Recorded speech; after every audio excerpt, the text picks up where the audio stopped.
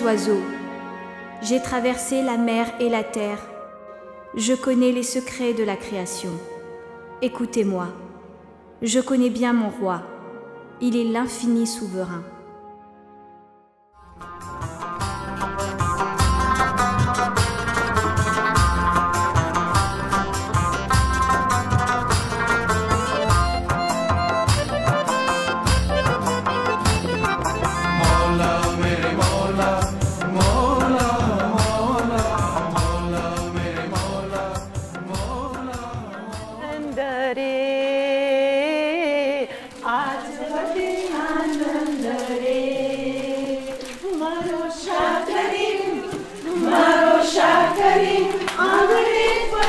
C'est d'abord été le choc.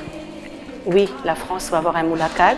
Et de là, donc, tout le monde était très content, très enthousiaste. Et puis, on commence donc, depuis l'annonce, on commence donc notre journée pour se préparer pour le dida.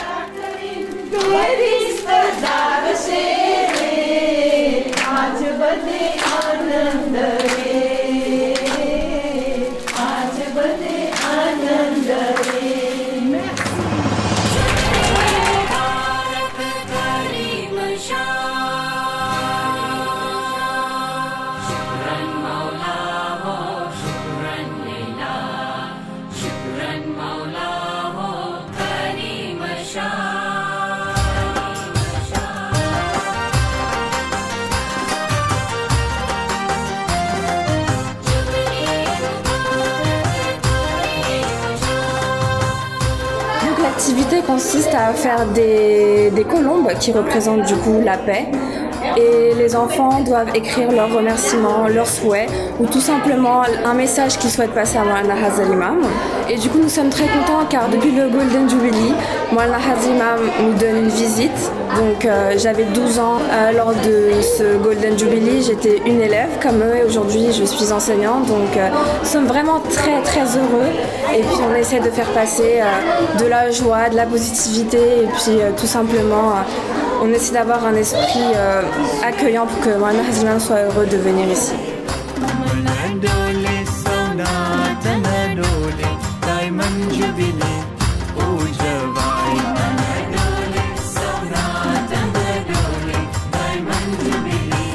There's so many different cultures and I think we all come together and we share each other's traditions. Tous les membres du Jamaat, du plus petit au plus grand, vont faire cette activité, mettre leur message sur les colombes et qui vont être affichés dans le hall lors du moulakat. J'ai décidé de dessiner certains symboles sur cette colombe qui représentent les 60 ans, Diamond Jubilee, la paix, l'amour, l'unité, la solidarité aussi. On connaît bien le langage des oiseaux et tout ce qu'ils nous apportent et la solidarité qu'il peut y avoir dans le monde animal. Alors on prend un exemple et on constitue un Jamaat pour notre imam, pour lui dire à quel point on l'aime, à quel point nous sommes reconnaissants de ces 60 années à nos côtés, 7 jours sur 7, H24. Et pour ça, je pense qu'il n'y a pas de mots, à part Shukran Lillah, Alhamdulillah. Le Jamaat de la juridiction de France vit aujourd'hui en France, en Belgique, en Suisse et en Côte d'Ivoire. Mais leurs histoires proviennent de bien d'autres endroits. Mes parents sont arrivés en 1948 à Paris. Okay? Quand ils sont arrivés à Paris, il y avait déjà un couple. Ils ont pris une chambre de l'hôtel et ils ont fait Jamaat Khana tous les soirs à 19h à l'hôtel. Quand je suis arrivée en 1950, il n'y avait que mon frère qui était ici et il n'y avait pas de Jamaat Khana et on faisait la prière à la maison. Mars 1960. Donc on est arrivés tous les quatre, mes parents, ma sœur et moi. Le Jamaat était assez restreint, donc on était 2 familles essentiellement. Les premières familles qui sont venues du Congo et principalement pour ouvrir IPS et la première industrie que le groupe a financée qui était Filtisac. Donc c'était 3 familles au départ qui étaient là. Maintenant je suis en Belgique depuis 1960. I arrived in Geneva in 1972, originally from India, but I came via the United States where I had been there for my studies. أنا جيت على فرنسا بسبتمبر 2013. طبعا جينا على فرنسا بسبب الظروف اللي كانت بسوريا. انتقلت فترة على لبنان وبعدين اجيت لهون على فرنسا. طبعا هون كانت الظروف أفضل بكتير، حسينا بالأمان. En 2015, j'ai quitté l'Afghanistan. J'ai passé la Bocopie et je suis arrivé en France. Du voyage 6 jours, c'est chemin, c'est vraiment très difficile parce que je continue avec les vallées, avec plein de montagnes. Parfois, c'est dans une petite voiture, nous sommes 13, 14 personnes. Vraiment, je suis content que c'est la première fois que je veux avoir ces Mawla Papa, Mawlana Hazar Imam. Je suis vraiment content. اسمي ليلى فرج من سوريا، أقيم حاليا في بلجيكا بمدينة جنت. جينا فرنسا مشان حضور الملاقات. در سال 2016 در فرانسه آمدیم و اول سفر ما از افغانستان از کابل شروع شد، آمدیم در مسکو. 3 سال مسکو بودیم، از مسکو آمدیم نروژ، از نروژ آمدیم سویدن، دانمارک، آلمان و بالاخره رسیدیم به فرانسه در شهر لیون. Je suis née en Afghanistan, à Kaboul. Je suis arrivée en France quand j'avais 4 ans à peu près. Je joue une pièce de théâtre et le titre, c'est la conférence des oiseaux. Dans le cadre des préparations du Diamond Jubilee, le Jamaat de Lyon, dans le sud-est de la France, a donné une représentation de la conférence des oiseaux de Faridoudine Attar. La conférence des oiseaux, c'est l'histoire d'une quête spirituelle. L'histoire, c'est la huppe qui propose à tous les oiseaux du monde de partir à la recherche du simorgue, de leur roi. Et on suit leurs contradictions, leurs hésitations, leurs évolutions. Je joue le rôle d'un colibri et les colibris sont les narrateurs de l'histoire. Je suis un conjoint non ismaéli. Alors je suis impliqué dans les activités de la communauté, notamment dans la préparation du Diamond Jubilee. Mais également avant, je participais aux activités, à l'organisation des Kouchiali, etc. C'est aussi l'intérêt que j'ai pour Mawla Papa, qui est une personne que j'admire beaucoup, enfin, en qui j'ai confiance, qui m'inspire du respect. La pièce de théâtre de Lyon n'est qu'un exemple du talent artistique du Jamaat de la juridiction de France. Hamza était professeur aux Beaux-Arts et diplômé en Syrie avant de devoir quitter le pays. أنا بسوريا كنت مدرس للرسم وتخرجت من كلية الفنون الجميلة واشتغلت بمجال الرسم واللوحات وعملت معارض وهذا عملي بسوريا. بعدين انتقلت أنا على لبنان واشتغلت بمجال الموزاييك والزخرفة والكاليغرافي الخط العربي. En 2016, lors des rénovations du Principal Jamaat Khana à Paris, Hamza a travaillé avec l'équipe locale pour sculpter les ornements en bois et en métal dans le nouveau Jamaat Khana et le Social Hall. كانت كتير جيدة التجربة والتعامل كان كتير جيد بهالمجال هذا. كان في مساعدة كتير قوية من قبل الجماعات اللي هم موجودة ونفذنا العمل بشكل جميل. Construit à l'origine pour des représentations de théâtre en 1822, ce bâtiment sert de Jamaat Khana principal depuis 1983. C'était le 2e centre majeur à Paris, après celui de Prony. Il se situe à l'époque au 36 rue de Prony. C'est dans ce dernier Jamaat Khana en 1955 que Maulana Sultan Muhammad Shah a commémoré son Platinum Jubilee. Les premiers souvenirs que je possède de cette époque-là se situaient au 36 rue de Prony, qui était un endroit où Sultan Muhammad Shah venait parfois, pas longtemps, il y avait un escalier. La salle de prière était au premier étage. Sultan Muhammad Shah restait au rez-de-chaussée. Il passait très peu de temps. Il restait, je ne sais pas, un quart d'heure, 20 minutes avec Mata Salamat. C'était une petite salle où on se retrouvait donc les deux familles, les étudiants, et on faisait notre couchali dans la cour. Et assez souvent, il arrivait que Imam dise à Massa je viendrai rencontrer le Jamaat demain. C'était aussi spontané que ça. Et on se retrouvait donc dans cette petite salle, délégation et nous, le Jamaat, et jusqu'à ce qu'on déménage au 67 rue de Pony. L'administration, l'État, qui nous fait une proposition et nous dit, mais écoutez, nous on a besoin du 36, nous l'administration, et à la place on vous donne 67. Et le 67, ça nous convenait parce qu'il est plus grand, beaucoup plus grand que le 36. Donc les deux là, ils ont donc accepté. Et c'est comme ça, du 36 rue de Pony, le Jamaat a été déménagé au 67 rue de Pony, où nous sommes encore. Au cours des années 1970, le Jamaat dans la juridiction a commencé à se développer à mesure que des personnes arrivaient de diverses régions d'Afrique. Et c'est surtout en 1974, après les événements à Madagascar, que là, on peut parler de véritable Jamaat avec le début des institutions et ce qu'on connaît aujourd'hui du Jamaat de France.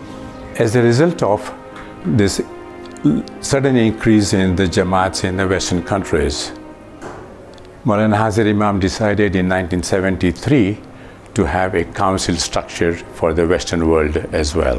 He set up 4 national councils, UK, Europe, Canada and the United States. The main task of the Council for Europe was to work very closely with the refugees and the newly arrived Murids from all these African countries and to assist them in their settling and integration process and to attend to their immediate needs. Remember that we did not, unlike now, we did not have any offices for the council then, there was no staff. The president was based in Brussels, I was in Geneva, and we did not have all these telecommunication facilities which we have now. There was no internet, there was no personal computers. The only means of communications were postal services, telephone, fixed line, and telexes. And over the weekends, on a number of occasions, the president and I used to meet and we used to visit the Jamaats in the various European countries. La France est également un pays important pour l'imamat ismaïli. Iglama was established in the latter part of 1977. The increase in the size, number, complexity of the imamat institutions, which constitute AKDN as we call today. AKDN travaille avec des partenaires du monde entier, y compris de nombreux gouvernements. Au cours du Golden Jubilee de Maulana Hazar Imam, l'imamat a signé un accord avec le gouvernement français pour un partenariat dans un certain nombre de projets dans les pays émergents. Au cours des 10 dernières années, ce partenariat a permis à l'Agence française de développement de soutenir des projets d'AKDN dans les domaines de la santé, de l'énergie, du tourisme et des services financiers. L'Institut médical français pour enfants à Kaboul, en Afghanistan, en est un exemple bien connu. Comme le soulignait Son Altesse à l'inauguration de cet hôpital, le projet a été conçu d'une manière particulièrement sophistiquée, en apportant à l'Afghanistan une installation et des bâtiments très élaborés, dont les composantes ont été conçues avec l'avenir clairement en vue. Aujourd'hui, l'Institut est le seul hôpital afghan capable de pratiquer des opérations à corps ouvert avec des équipes médicales entièrement afghanes. We are very proud to be part of this partnership with the government of France, the government of Afghanistan, with La Chaîne de l'Espoir and with the Aga Khan Development Network.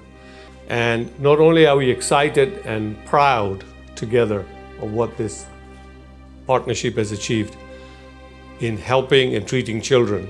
But the bigger contribution, as you said, Your Excellency, is training the people of Afghanistan to look after the people of Afghanistan. And this has been a very important mission. Ce partenariat entre le gouvernement français et AKDN a été l'un des sujets abordés lors de la rencontre entre Maulana Azhar Imam et le président de la République française, Emmanuel Macron. Au cours de la réunion, le président a informé Maulana Azhar Imam qu'il souhaitait accorder à l'imam la Grande Croix de l'Ordre national de la Légion d'honneur, la plus haute distinction honorifique de l'Ordre national français. Cette décoration a été remise le lendemain par le ministre de l'Europe et des Affaires étrangères, Jean-Yves Le Drian. Bien, Monseigneur, nous célébrons ce soir vos 60 années à la tête de la communauté ismaélienne. 60 années d'engagement aussi envers les populations les plus vulnérables où qu'elles se trouvent. 60 années consacrées au rapprochement des peuples, au dialogue entre les cultures et les religions. 60 années enfin passées au service de la tolérance et de la paix. Et à cette occasion, le président de la République a souhaité vous élever dans la dignité de Grand Croix de la Légion d'honneur pour rendre hommage à la personnalité d'exception que tous s'accordent à reconnaître en vous. La vision de l'islam pluraliste, ouverte et moderne que vous incarnez fait de vous un homme de paix, un véritable symbole du rôle que les Ismaéliens peuvent jouer dans la réconciliation des frères ennemis et la lutte contre la radicalisation des esprits. Nous savons combien votre aide nous est encore précieuse partout où l'extrémisme frappe les esprits et cause de terribles drames. C'est notamment vrai en Syrie et en Afghanistan. Votre engagement pour la paix passe aussi par l'action internationale que vous menez grâce à votre réseau et à votre fondation et à ses multiples agences. Et la réputation d'excellence de la Fondation Aga Khan pour le développement est universellement reconnue dans le domaine de la santé, de l'éducation ou encore de la culture. Votre réseau représente une véritable force de stabilisation et d'apaisement. Depuis la signature il y a 10 ans de la convention de partenariat qui unit la France avec votre fondation, notre collaboration n'a eu de cesse de se renforcer et de se concrétiser par le développement d'une 50aine de projets, notamment en Afrique subsaharienne, en Asie centrale, on en parlait il y a un instant, et au Moyen-Orient. Ce partenariat est une source de fierté et je me réjouis par avance des prochaines initiatives que nous pourrions prendre ensemble. Choisissant de vous installer en France, Monseigneur, vous êtes également engagé pour le rayonnement du patrimoine français à l'international. Nous souhaitons à nouveau vous remercier ce soir. Je salue notamment le travail mené par votre fondation pour la sauvegarde et le développement du domaine de Chantilly, qui a dans une large mesure contribué à faire du domaine une référence dans le paysage culturel mondial, comme peut le confirmer David Darcos, que je salue. Nous apprécions également l'appui constamment apporté par votre Fonds fiduciaire pour la culture aux travaux de la délégation archéologique française en Afghanistan. Enfin, nous mesurons le prix du soutien que vous avez apporté à l'Académie diplomatique internationale. Et en présence d'Hubert Védrine, que je salue aussi, je tenais à vous en remercier. Et il s'agit, vous vous en doutez, d'une institution chère à ce ministère.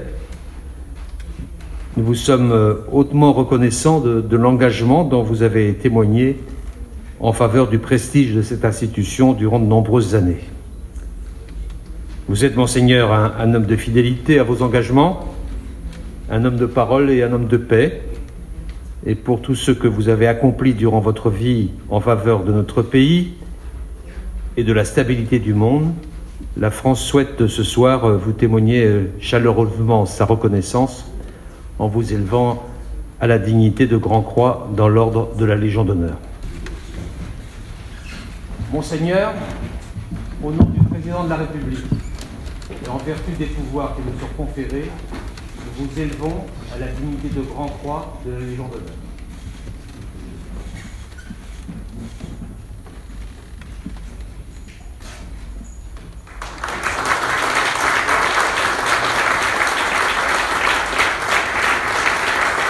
Chers amis, je n'ai pas un texte préparé, ce qui fait que je vais vous parler du cœur et partager avec vous un sentiment de grande gratitude, de grande amitié, de partenariat avec la France en ce moment important de ma vie. Depuis des années, nous travaillons ensemble dans différents domaines, en France, à l'étranger, mais toujours dans un partenariat intime, de points de vue communs, d'objectifs communs, et respectant avant tout les grandes valeurs de la France. Je dois vous dire que pour moi, ce partenariat est particulièrement important. C'est un partenariat construit sur des valeurs historiques. Et ces valeurs historiques ont fait leur preuve partout dans le monde. Ce sont des valeurs d'origine française, mais qui aujourd'hui sont des valeurs universelles. Et c'est à ces valeurs que mon institution et ma communauté s'est engagée à défendre, à développer, à encourager, à essayer d'instruire les institutions des pays où nous travaillons à inclure ces valeurs dans leur propre philosophie, dans leur propre éducation, de manière à ce que ça ne soit plus quelque chose de nouveau, de manière à ce que ce soit quelque chose qui fait partie de la qualité des sociétés civiles dans les pays où la communauté ismaélie vit. Et je remercie aujourd'hui la France de nous apporter ces conseils sages, ces exemples que vous avez mis en place. Et je les ai vus mettre en place, en particulier en Afrique, où il y a des régimes politiques qui ont beaucoup appris de la France et qui aujourd'hui sont des exemples de qualité de gestion grâce à ce qu'ils ont appris de vous. Je voudrais vous remercier de la distinction que vous m'avez donnée. Elle me touche énormément et j'espère que pendant les années qui me restent, je vais pouvoir rajouter encore de l'estime à cette distinction. Merci. Après la cérémonie, le ministre a organisé un dîner en l'honneur de Maulana Hazar Imam.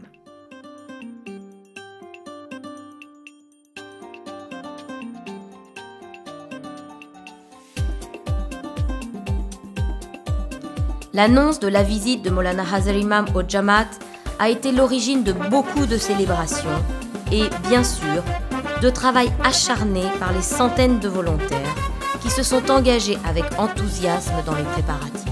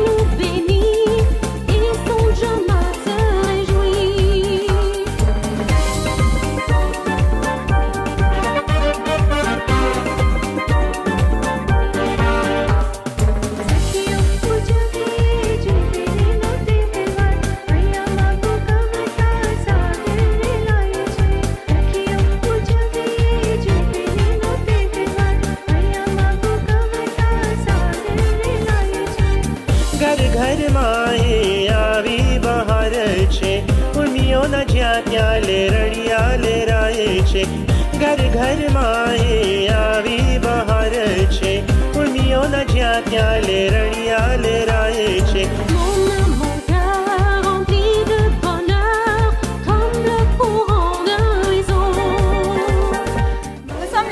Malgache, donc on représente Madagascar. On est très fiers de représenter le Djamat de Madagascar parce que ça fait partie aussi de la diversité de Djamat de France. Cette danse, c'était vraiment avec beaucoup de motivation qu'on l'a préparée parce que ça montre aussi une diversité dans le Djamat et en même temps l'union du Djamat. J'ai moi-même fait la danse Darvish et nous deux faisons partie aussi de la danse afghane qui est une danse traditionnelle d'Afghanistan, le Hatan, qui n'avait pas été encore performé en France. On a commencé à s'entraîner il y a 3 mois. On a réussi à regrouper 17 personnes d'âges différents, certaines nées en France, d'autres qui viennent d'arriver d'Afghanistan. Et donc nous sommes tous entraînés pour pouvoir donner le meilleur de nous-mêmes.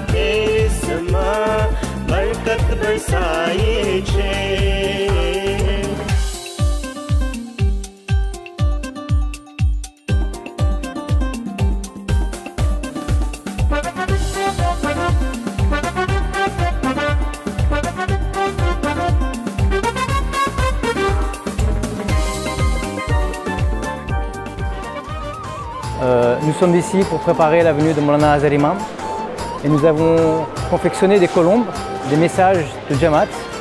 Depuis le début du Diamond Jubilee, voilà, Papa nous donne des messages de paix, de fraternité. Et aujourd'hui, toutes ces colombes que vous allez retrouver à travers le Darbar Hall, à travers les frises.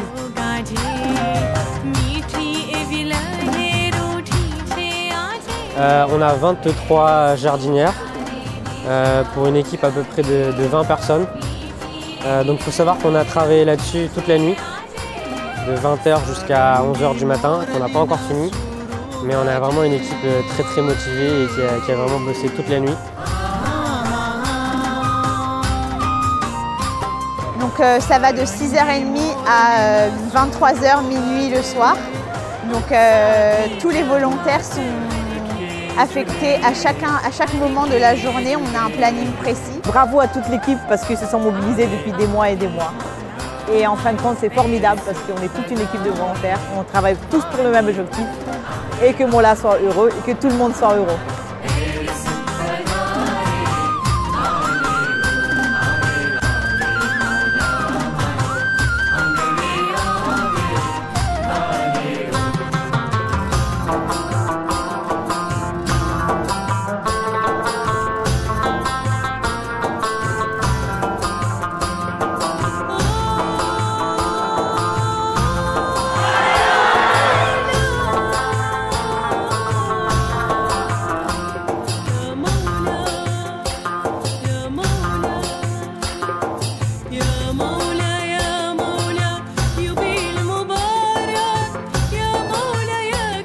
La démographie du Djamat a fortement évolué, à la fois en nombre, mais aussi en nombre de traditions. Nous avons la chance aujourd'hui d'avoir la présence des 3 traditions, avec un 5e du Djamat qui vient d'Asie centrale, un peu plus de 10% qui sont des Djamats qui sont de provenance de Syrie, et le reste du Djamat est aujourd'hui pour moitié du Djamat qui est arrivé du continent à la fois africain ou indien, et pour l'autre moitié, ce sont des générations qui sont nées en Europe. Donc nous avons une mixité, une pluralité aujourd'hui, ou je dirais plus une diversité, qui feront que nous allons travailler ensemble pour aboutir sur ce concept de One Djamat. Ce que je voudrais dire aux jeunes membres du Djamat, c'est d'être ambitieux, de ne reculer devant rien et de continuer à travailler. Aujourd'hui, pour un jeune d'appartenir à la communauté ismaélie, c'est une chance parce que c'est une communauté dans laquelle se vit vraiment le pluralisme. Nos grands-parents, nos arrière-grands-parents ont voyagé donc du continent indien, sont arrivés en Afrique, ensuite sont arrivés en Europe et en Amérique du Nord, et sans cette vision et la foi qu'ils avaient, on ne serait pas là aujourd'hui. Et c'est le message que je voudrais faire passer aux jeunes générations, c'est que c'est important cette vision que l'imam nous donne et d'avoir cette foi toujours avec nous. Et nos jeunes ont beaucoup de qualités aujourd'hui. Ils ont des talents, ils ont une éducation, et demain ce seront eux qui vont être les leaders de la communauté. Alors ces 3 dernières années, nous avons eu donc l'arrivée de nos frères et sœurs à la fois d'Afghanistan et de Syrie, qui ont fui leur pays, qui sont en guerre, qui sont arrivés aujourd'hui avec beaucoup de difficultés dans le continent européen. Et nous avons aujourd'hui la chance, dans notre Jamaat, qui a grandi de quasiment 1/3 sur les 10 dernières années, d'avoir toutes ces traditions et ces composantes pour nous permettre de bâtir un seul Jamaat demain plus fort. Par lui, ton âme peut connaître la joie. Livre donc à sa joie ton âme chagrinée. Il est dans les 2 mondes la source de la joie.